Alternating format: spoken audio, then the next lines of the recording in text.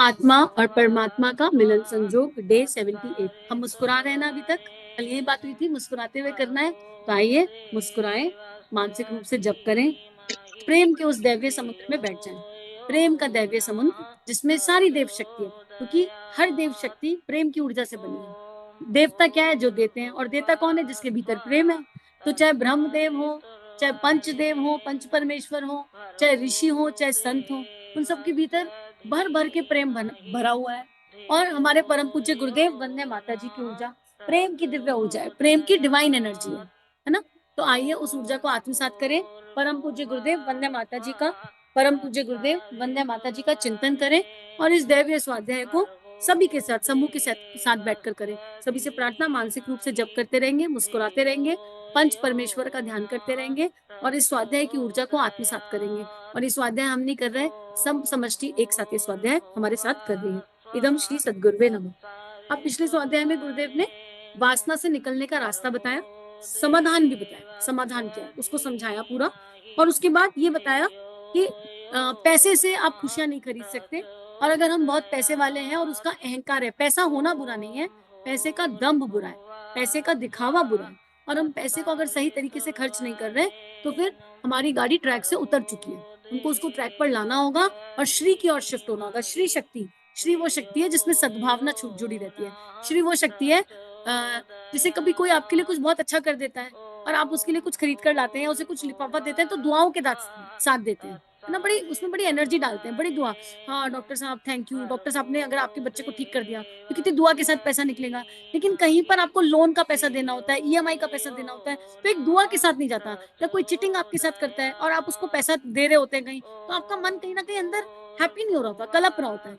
तो जब पैसा श्री शक्ति पर शिफ्ट हो जाता है ना, तो जो ट्रांजिशंस होती है, जो देना लेना होता है, उसके मूल में प्रेम छुप जाता है। कहीं कोई हमें कुछ दे रहा है तो प्रेम से देगा। अच्छा एक विजुलाइज कर लो, परम पूज्य गुरुदेव आपके सामने आ गए और आपसे कहें लाओ लाओ भाई, लाओ लाओ भाई, 1-1 हजार रुपए निकालो, तो आप कितने हैप्पी होकर दोगे ना वो 1-1 हजार रुपए। एकदम हाय हाय, गुरुदेव सामने आ गए, गुरुदेव हमसे 1 हजार रुपए मांग रहे हैं, कितने खुश होकर दोगे ना। एक एनर्जी है वहां पर, 1,000 रुपए मैटर नहीं करेगा। गुरुदेव कहेंगे अरे तुम 1 रुपया भी दे दोगे तो मेरा काम चल जाएगा। वहां पर आपकी एनर्जी मैटर करेगी। पर यही आपके सामने रावण आके खड़ा हो जाए और चक्कू लेकर खड़ा हो जाओ, तुम्हारे दिमाग पे पिस्टल लेकर खड़ा हो जाओ, निकालो निकालो निकालो जो तुम्हारे पास है सब निकालो, तो तुम खुशी दे तो तुम तब भी सब दोगे। अरे भैया जान पर बड़ी है, दिमाग पे रिवॉल्वर रख दी, चक्कू रख दिया, डकैत है, क्या करें, देना तो सब भी पड़ेगा। पर कौन सी भावना से दे रहे हो, कौन सी एनर्जी से दे रहे हो? श्रापित एनर्जी से दे रहे हो, तुझे फलेगा नहीं ये पैसा, है फलेगा नहीं तुझे ये पैसा। ऐसा करते हैं ना, तो जब हम श्री कॉन्शियसनेस पर शिफ्ट हो जाते हैं तो श्रापित एनर्जी से कोई लेन देन नहीं होता, प्रेम भाव से होता है। कहीं कुछ लिया तो प्रेम से लिया, कहीं कुछ दिया तो अनन्य प्रेम से दिया, समृद्धि के भाव से दिया कि ये पैसा, इस पैसे से जो अन्न आए, जो सामान आए, वो इनके मन में सद्भावना लाए, इनके मन में गुण लाए। और देना केवल पैसे से नहीं दिया जाता, देने के बहुत तरीके हैं। आप हमेशा पैसे से दो ये जरूरी नहीं है। देने के लिए तो एक मुस्कान है, सब मुस्कुरा रहे हैं ना, एक बार करके देख लो, बस मुस्कुराते रहो हर किसी को देखकर, ये भी देना है। आप एक एनर्जी दे रहे हो, देने के लिए अन्न है, जरूरी नहीं है कि आप पैसे से दो। आप किसी के घर जा रहे हो, आपके खेत है, अपने खेत के धान ले जाओ, उसमें आप कितनी शक्ति डाल सकते हो, आप इसको इमेजिन भी नहीं कर सकते। अन्न में तो शक्ति है ना, उस अन्न को चार्ज कर दो, वो दे सकते हो। किसी को प्रेम से 1 गिलास पानी भी पिला दोगे तो भी वो देना है। किसी के लिए प्रार्थना कर दोगे तो भी वो देना है। शक्ति की प्रार्थना करना भी देना है। तो केवल पैसे से देना नहीं होता। और जब हम श्री कॉन्शियसनेस पर शिफ्ट हो जाते हैं तो हमको देने का सही अर्थ समझ में आ जाता है और लेने का भाव खत्म हो जाता है। अब ऐसा जब श्री पे शिफ्ट हो जाओगे ना, तो छुट्टियों में घर में नानी दादी बुआ मौसी आ रही है, तो बच्चों के मन में ये नहीं होगा कि नानी से ज्यादा नानी क्या लाएगी पर चिंतन। आजकल की एनर्जी ऐसी है, नानी मौसी बुआ चाची आ रही है, तो ये लोग आ रहे हैं, तो इनके आने की खुशी से ज्यादा ये लोग क्या गिफ्ट लाएंगे, बच्चों का चिंतन उस पर है। बच्चों को उस चिंतन से हटाना होगा, बच्चों को उस चिंतन से हटाना होगा। बेटा जो आ रहा है वो अपना समय लगा कर आ रहा है, investment of time, investment of money कर कर आ रहा है। जरूरी नहीं है वो कुछ लेकर आए मैटेरियलिस्टिक, लेकिन वो प्रेम लाए। वो आएगा, आपके साथ बैठेगा, आपको समय देगा, आपसे बातें करेगा, प्रेम। पर यहाँ तो हमारा ही चिंतन गड़बड़ है। अगर भाभी आई और नंद के लिए ड्रेस न लाई तो नंद ने मुंह बना लिया, है ऐसी खाली हाथ उठकर चली आती हैं, इन्होंने तो कभी मेरे बारे में सोचा ही नहीं। अरे तुमको चाहिए क्यों थी एक साड़ी, तुम्हारा उसी साड़ी से पूरा पड़ेगा, उसी सूट से पूरा पड़ेगा। तुमने दिया क्या है आज तक? तो हमको इन ट्रांजिशन से, इन संसारिक उतार चढ़ाव से बाहर आना पड़ेगा, तभी लोड नहीं होगा, नहीं तो लोड हो जाएगा। नहीं तो नंदों को बहू बेटियों को बुलाने का लोड हो जाता है आजकल इस देने लेने के चक्कर में घरों में। बहू बेटियों को तो तभी बुलाया जा सकता है जब उन्हें देने के लिए बहुत हो। अरे प्रेम कम पड़ गया क्या हृदय में देने के लिए? कम पड़ गया प्रेम? तो हमको अपनी एनर्जीज को श्री भाव पर शिफ्ट करना होगा, और जब हम श्री भाव पर, प्रेम की दिव्य ऊर्जा पर शिफ्ट हो जाएंगे, तो धीरे धीरे अभ्यास और प्रयास के साथ हम इस जंजाल से मुक्त हो जाएंगे। अब आगे गुरुदेव लिख रहे हैं, सच्चे गुरुदेव एक चीज एग्जाम्पल देने के लिए और क्या, चलो दे देती हूँ, फिर कह ही रहे हैं, दृष्टा भाव में देखना, मैं तुम्हारे सामने आकर खड़ी हो जाऊँ और मैं तुमसे कहूँ लाओ, क्या लाओ? लाओ जो जो तुम देना चाहते हो दो। तो तुम मुझे चाहे 1 रुपया दो, चाहे एक मिठाई का डिब्बा दो, उसमें कितना प्रेम डालकर दोगे? तुम सोच सकते हो उस प्रेम को, और उसको खा के मेरा हृदय कितना बाग बाग होगा। तुमने मुझे एक मिठाई लाकर दे दी या प्रेम से कुछ दे दिया, उसको एक्सेप्ट करके मेरे हृदय में क्या आनंद होगा, उसको सोचा जा सकता है। क्योंकि यहाँ ट्रांजेक्शन पैसे का हुआ ही नहीं, यहाँ ट्रांजेक्शन प्रेम का है ना। आपने जो दिया उसमें प्रेम की अनन्य ऊर्जा डाली, और मैंने जो ग्रहण किया मेटेरियलिस्टिक ग्रहण नहीं किया, प्रेम से किया। या मैं आपके पास आ जाऊं और आपके लिए कोई एक छोटी सी चीज भी ले आऊं, मान लो केवल मंत्रा बॉक्स ही ले आऊं, बहुत मन कर रहा था आपको कुछ देने का, या गायत्री मंत्र का दुपट्टा ही ले आऊं, या कोई एक किताब ही ले आऊं, बहुत मन कर रहा था, आपका बहुत चिंतन चल रहा था, समझ नहीं आ रहा था आपको क्या देना है, तो सोचा ये ही ले आऊं। आप उसको ग्रहण करके कितने खुश होगे। ऐसा थोड़ा ना कि बहुत कॉस्टली चीज है, या आप खरीद नहीं सकते गायत्री मंत्र का दुपट्टा या मंत्रा बॉक्स, नहीं, किसने दिया और किस एनर्जी से दिया वो मैटर कर गया ना। हाँ ये तो दीदी ने दिया है, मैटर कर गया ना वो तुरंत। ऐसे ही परम पूज्य गुरुदेव हमको दे रहे हैं, इसकी वैल्यू करना सीख जाए हम। परम पूज्य गुरुदेव अपनी 3200 किताबें, इतनी दिव्य लेखनी, इतनी दिव्य ऊर्जा लिख के चले गए, और उनकी लागत कुछ भी नहीं है। तो हम इस पर ग्रहण करना तो शुरू करें। हमने ग्रहण कर लिया तो जीवन संवर जाएगा, जीवन बदल जाएगा। तो किसी देह में नहीं अटकना, क्यों ना हम उस भगवान की ऊर्जा से जुड़ जाएं, क्यों ना हम श्री रामचरितमानस का पाठ करें, क्यों ना हम श्रीमद् भगवद गीता को पढ़ें, क्यों ना हम दिव्य संतों की लेखनी को उठाएं, देखें, जाने, समझे, सुने। ये उन्होंने दिया ही तो है, यही तो वसीयत और विरासत है इस भारतीय परंपरा की। तो आइए इस भारतीय परंपरा की वसीयत और विरासत को ग्रहण करते हैं और दुनिया को यही देकर जाते हैं। किसी को जो दे सकते हैं सबसे बड़ी चीज वो सद्भावना है, इससे ज्यादा किसी को कोई कुछ दे नहीं सकता। प्रेम, सद्भावना, करुणा, संवेदना, इसके अलावा कुछ किसी को कोई दे नहीं सकता। अगर आप मेटेरियलिस्टिक चीजें आज दे रहे हो तो वो कल खत्म हो ही जाएगी, लेकिन अगर प्रेम दे दिया, परम पूज्य चले गए, लेखनी आज तक है, ये देह कभी भी चली जाएगी, लेकिन ये यूट्यूब चैनल तो रहने वाला है। तो जो था वो बढ़ गया ना। तो देने के भाव को समझना बहुत इंपॉर्टेंट है। उसको समझ जाएंगे तो अमीरी का नशा अपने आप उतर जाएगा। ये बात क्यों समझाई जा रही है? अमीरी का नशा उतारने की, पैसे का नशा उतारने की। पैसा होना इंपॉर्टेंट नहीं है, श्री भाव होना इंपॉर्टेंट है। देह भाव से मुक्त होकर श्री भाव में प्रवेश किया जाता है। आगे गुरुदेव लिख रहे हैं, क्या करें क्या ना करें, इस प्रश्न पर हमें 1000 बार सोचना चाहिए। हमारी जीवन की दिशा और कार्य पद्धति क्या हो, इस लक्ष्य पर लाख बार विचार करना चाहिए। यह प्रश्न व्यर्थ के नहीं है, इन्हें गौण नहीं माना जाना चाहिए। क्या प्रश्न है? क्या करें क्या ना करें, एक उचित निर्णय। कई बार दो उचित में से एक उचित को चुनना पड़ता है। सही और गलत में से तो चुनना सरल है, लेकिन कई बार दो सही के बीच में से एक सही का चुनाव करना पड़ता है। फिर कैसे करें उस चुनाव को, इस पर चिंतन करें, बार बार करें। हमारे जीवन की दिशा और कार्य पद्धति क्या हो, इस लक्ष्य पर बार बार विचार करना चाहिए। इस लक्ष्य पर बार बार विचार करना चाहिए। जैसे मृत्यु भोज मैंडेटरी है करना, अब क्या करें, करें कि नहीं करें, चिंतन करके स्टेप उठाना पड़ेगा। घर में किसी की शादी है, सब लोग आओ टिकट कराकर, बहुत दूर जाना है, हेलीकॉप्टर का टिकट कराना पड़ेगा, हवाई जहाज का टिकट कराना पड़ेगा। अब क्या करें, घर पर बैठकर उनके लिए अनुष्ठान कर दें युगल दंपत्ति के लिए, या सारे के सारे चले जाएं? विचार नहीं है प्रश्न।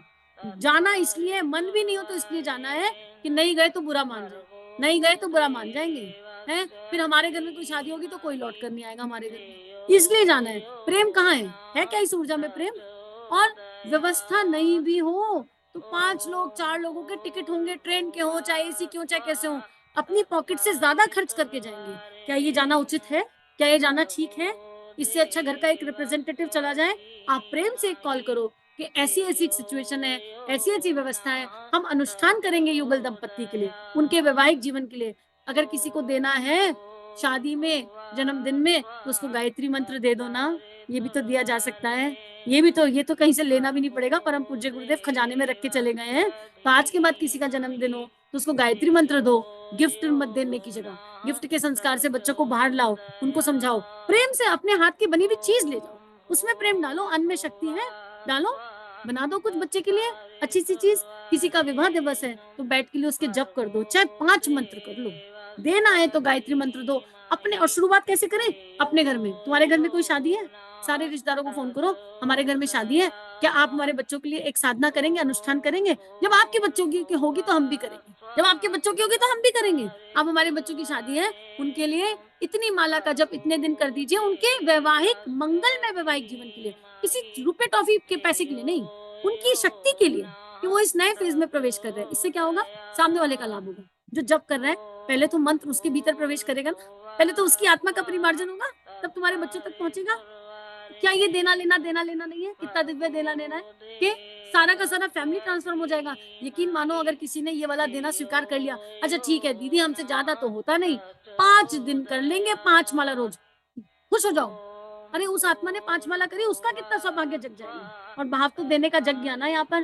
तो विचार करने योग्य है। अपने घर में शादी ब्याह है तो क्या हम ये कर सकते हैं कि हम लोगों को कम से कम बुलाएं और उनसे साधना मांग लें कि आप साधना कर दो, आप अनुष्ठान कर दो, आप उपासना कर दो हमारे बच्चे के लिए? क्या ये संभव है?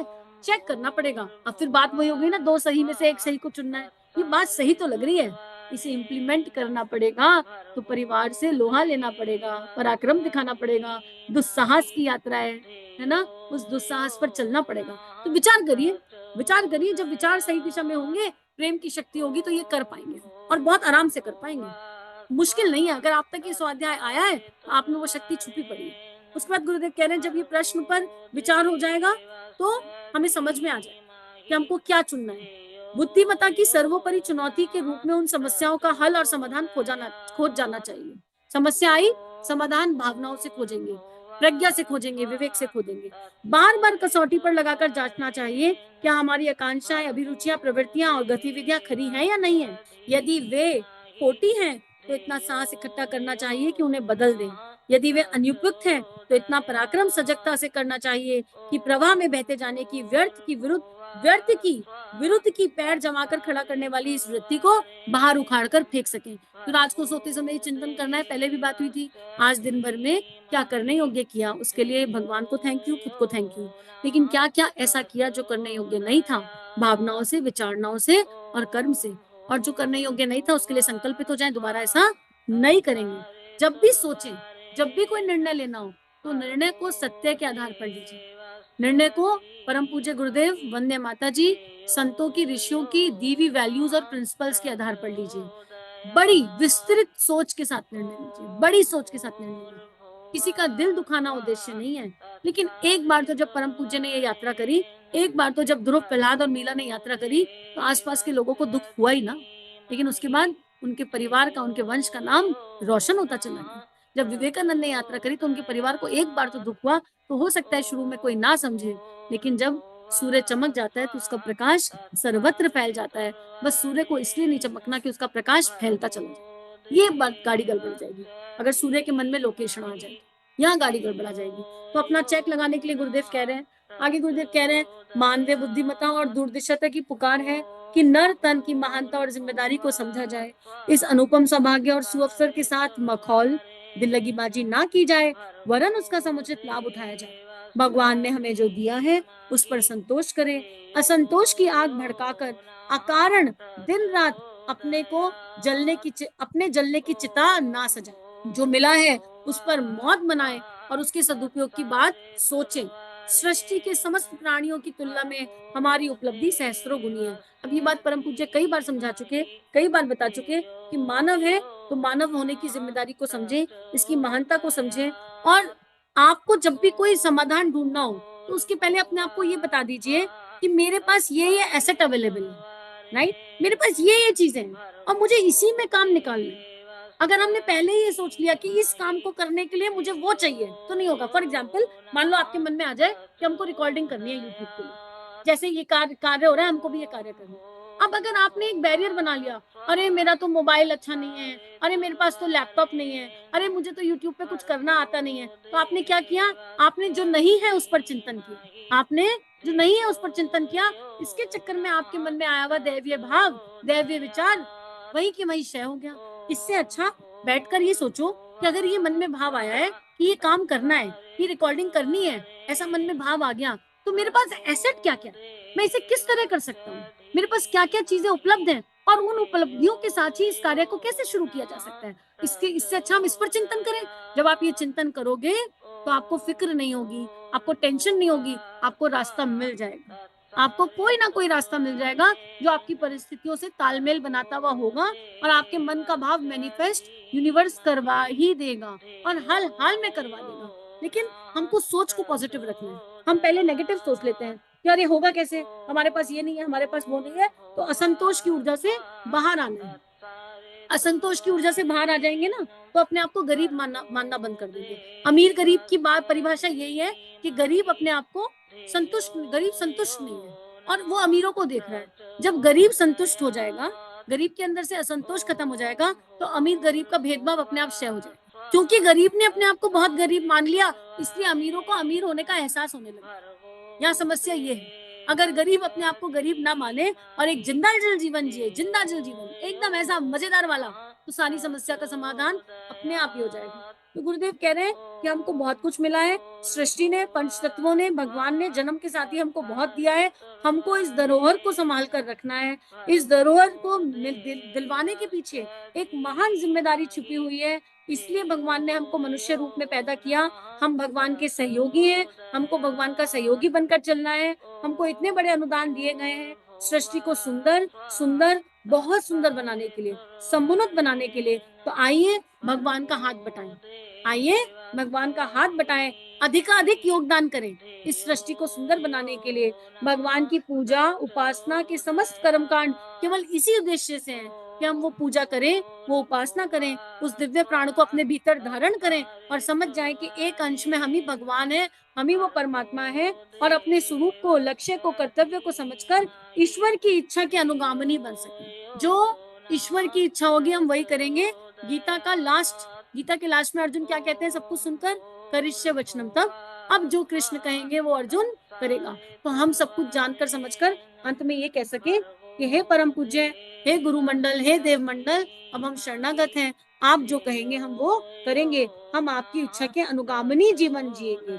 बस यही एक तत्व ज्ञान है, और इसी में ईश्वर की प्रसन्नता और हमारी प्रसन्नता छुपी हुई है। तो अपनी गतिविधियों को जांचना आज से शुरू कर देते हैं, चेकलिस्ट बना लेते हैं, समझ लेते हैं कि कहाँ कहाँ इम्प्रूवमेंट की जरूरत है, और अपना एक्शन प्लान बना लेते हैं। सब मुस्कुरा रहे हैं ना, सबको बहुत बहुत आभार। जबकि ऊर्जा देने के लिए मुस्कुराते रहिए, खुश रहिए, और परम पूज्य गुरुदेव वंदे माँ की, देवीय संतों की इस दिव्य वाणी से, इस दिव्य लेखनी से हम लोग अपना विकास करें और अपनों का विकास करें, यही परम पिता से प्रार्थना।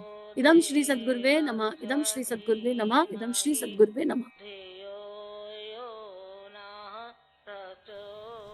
हमारे YouTube चैनल को सब्सक्राइब कीजिए और बेल आइकन पर क्लिक कीजिए ताकि आने वाली सभी वीडियो की नोटिफिकेशन आपको मिलती रहे। आप सभी को बहुत बहुत थैंक यू।